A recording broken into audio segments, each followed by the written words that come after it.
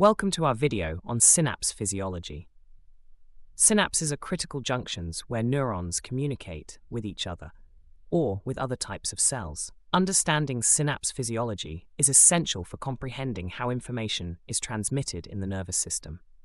Let's explore the two types of synapses, electrical and chemical, and their distinct mechanisms. The physiology of a synapse depends on its type.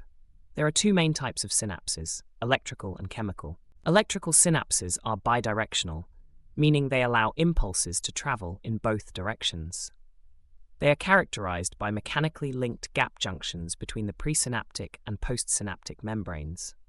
These gap junctions are composed of connexin proteins that form pores connecting the cytoplasm of the two cells. Because the cells are directly joined, the membrane potential can continue from one cell to another without delay. This feature is crucial in neural systems that require rapid transmission, such as cardiac cells. The pores in gap junctions can open or close in response to changes in voltage, pH, intracellular calcium levels, Ca2+, and second messengers. This regulation ensures that electrical synapses can adapt to the physiological needs of the cells they connect. Chemical synapses use neurotransmitters to transmit signals. The process involves 5 key steps. 1. Neurotransmitters are synthesized in the neuron. 2. Once synthesized, neurotransmitters are stored in vesicles within the presynaptic neuron. 3. When an action potential depolarizes the presynaptic cell, it causes an influx of Ca2+ ions. This increase in Ca2+ triggers the fusion of vesicles with the presynaptic membrane, leading to the release of neurotransmitters into the synaptic cleft via exocytosis. Before, neurotransmitters diffuse across the synaptic cleft and bind to specific receptors on the postsynaptic neuron. This binding generates a postsynaptic potential, which can be either excitatory or inhibitory. 5. Neurotransmitters are removed from the synaptic cleft by enzymatic degradation, reuptake into the presynaptic neuron, or diffusion away from the synapse.